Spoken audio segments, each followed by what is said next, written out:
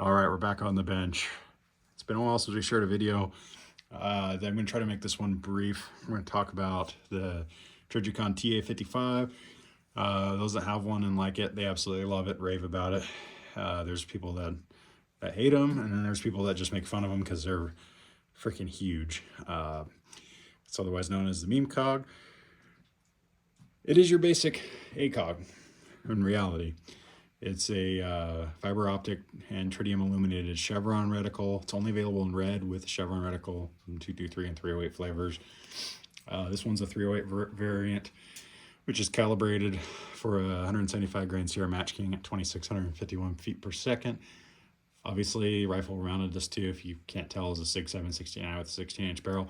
We're not getting 2,651 feet per second out of a 175 grain Match King in this rifle. Just not happening.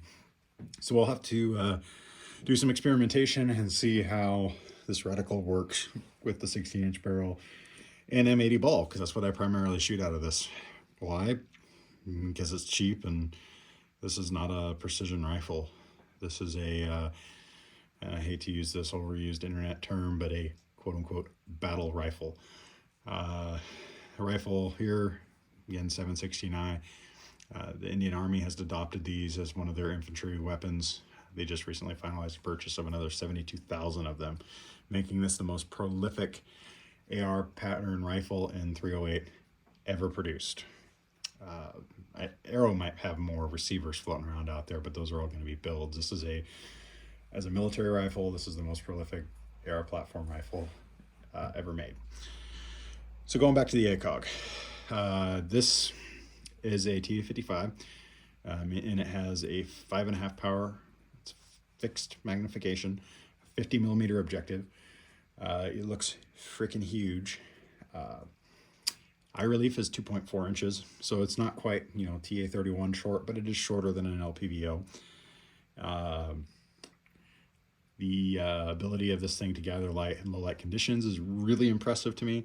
That's what a lot of the people that have posted reviews on these, that's the number one thing they say about it, is in low light conditions like early morning, late evening, you know, as the sun's starting to set. It uses all available light and really picks it up nicely. Obviously not a night vision scope. It's not going to do any better in the dark than your naked eye, but it does take in a lot of light, and it does show a lot of detail with whatever light's available. I've tested it out, and it's really impressive. When you pair it with a high candela light like the Surefire M340 turbo that's mounted on here, your ability to positively identify targets at longer ranges is really impressive, and clearly see those targets. So that really shines in that regard. Now, the question that I'm going to probably hear the most about is, how does this compare to an LPVO? Is this an LPVO killer? I don't think it's an LPVO killer per se. It definitely fills a unique role, which is a simple, easy to use optic with magnification. And this is very simple and easy to use. There's no, you don't have to memorize mill holdovers or anything else like that with an ACOG. That said, it's a BDC reticle, so it's not the most precise. But if you're trying to stack shot after shot after shot through the same hole, this is obviously not the optic for you. As far as comparing to an LPVO, I've already mentioned one shortcoming, which is the shorter eye relief, 2.4 inches. I don't think that's a big deal with this optic. 2.4 inches is sufficient for a 308. Having shot this both prone, standing, and kneeling, it doesn't seem to be an issue. It's super easy to get behind it. In fact, it's as easy as the TA11. If you've used one, you'll know what I'm talking about. That 2.4 inch number is more of like the ideal eye relief to give you the most field of view without having a tunneling effect inside. You can be a lot farther back, still use it, still make good hits. You can also be a lot closer and still use it, still make good hits. That's kind of the neat part with an ACOG. You'll know you're in the sweet spot for eye relief when your field of view looks really good. There's not a tunneling effect. That's how you know you're in the sweet spot. You can be outside that sweet spot, and they'll usually, especially the TA11, will still work. Why do I keep mentioning the TA11? That's the most direct comparison I can make. I've used a TA11, I've used a TA33 and a TA31 and a TA44. All great optics. This just compares really well to the TA11, just more magnification. Why is that?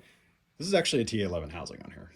So when the TA55 was originally introduced, they had the 3.5 power markings on it because they were forged into the housings back then. Current production, there's no power markings forged into the body. It's just Trijicon ACOG. The markings are on the other side are laser engraved. But when these first came out, some folks were confused because it would literally say 3.5 power forged into the housing, yet obviously they bought a 5.5 power optic. So this is a TA11 housing machine for this 50mm objective on here. The eye box is good. I mean, eye boxers, and you can't really quantify it or measure it. It's very easy to get behind. Your reticles, when you can see the reticle clearly through the glass, you're there. The parallax error on the horizontal plane on an ACOG is more than it is on the vertical, so you have to realize that. It's just the nature of the prism. So as far as other comparisons go to LPVO, this guy right here mounted up with the Lure mount, RMR, weighs in at 26.7 ounces. My K16i, by Calais, is one of the lighter LPVOs out there. In the Badger Condition 1 multi-mount, it weighs 24.6 ounces. So 2.1 ounces difference. However, if you were to add an RMR to that K16i, the weight on that would be identical because you have to factor in the RMR mount as well as the RMR. So weight difference, not significant, but it's huge, right? It's only about 1.5 inches longer. The size on this really comes from this big objective up here. That's why it looks so big. You do get that ability to gather a lot more light with that big objective, and that's noticeable.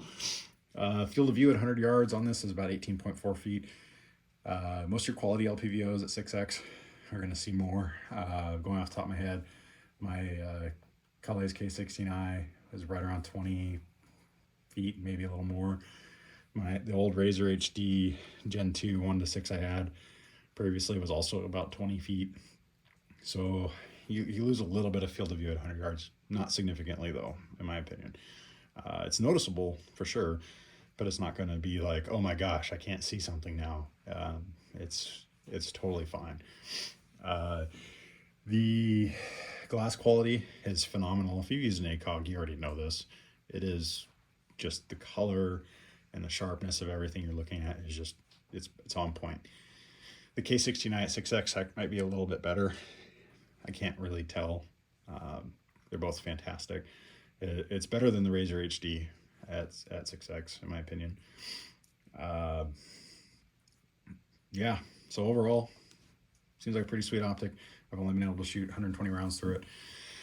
It's very easy to shoulder it and fire it offhand. It's quick, especially if you're using both eyes open. For me anyways, I find that bringing it up with both eyes open while focused on the target, I'm very right eye dominant. I shoot with my right hand.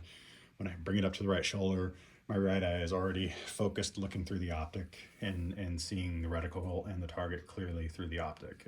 It works really well. The red dot on top works awesome. You have to account for the height over bore is like 4 inches, but let's be real, 4 inches, not that big. We can work with it. You just have to adapt to your holdover at close range.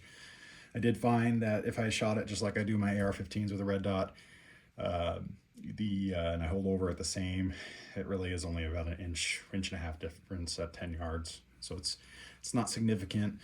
You do have to figure if you're going to ruin your day based on 1.5 inches difference, then you need to account for that and train for that. I don't see it being an issue for myself.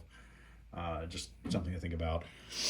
The RMR is super fast, comes up quick, and follow-up shots with it are really fast. It helps that even though this is a 308, the recoil on it's really light for a 308, and the muzzle climb is almost non-existent, especially with the suppressor mounted on the end. It's just a nicely gassed rifle, and it pairs really well with this setup. Is this the perfect end-all be-all quote-unquote battle rifle optic? I don't know. Haven't shot it enough yet. We're going to try it out at some different ranges here in the spring when things open up again, and we'll give it a whirl. I'm expecting great things just from what I've seen, just zeroing it. I did, speaking of zeroing it, the RMR zeroed at 50 yards.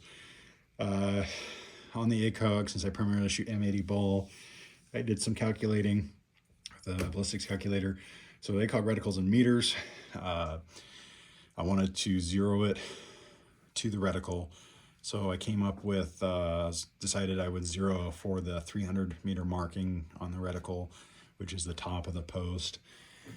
I determined that with a M80 ball, sight height of 2.9 inches, my zero should be 27 yards on that 300 meter mark to equal 300 meters. Is that perfect? No. Should get me in the ballpark though. I'm gonna have to do some adjusting. I already figure on it. I will note that on the chevron, the inside of the chevron is the 200 meter mark, if I'm understanding Trijicon's literature correctly, and shooting that 200 meter mark at 50 yards is pretty darn close. So I imagine it's going to be close. Just definitely going to fine tune it. I figure if I zero it at 300 meters, and that should get the reticle working pretty good for at least out to 600, which is my goal. If I have the opportunity to try it farther, I will, but 600 is really the max I have available to me to use. We'll get some range videos coming up. If you want to know more about the 716i rifle, I suggest you check out Hop's video on it. I can't do any better than he can on talking about that. His video really sums it up good. It's a fantastic rifle. My opinion, best option under $2,000 by far. If you want a rifle that works, just don't expect it to be a hair splitting match rifle. That is my one caveat. It is built as a fighting rifle, not as a sniper rifle. Once you accept that and realize it, it's a fantastic platform. Anyways, if you have any questions, comments, want to see something, hit me up in the comments. I'll do my best to acknowledge it and answer your question. And if you have something you want to see in a video, give me an idea. I'm not a professional YouTuber. I just like to share cool stuff. Anyways, until next time, we'll catch you out there.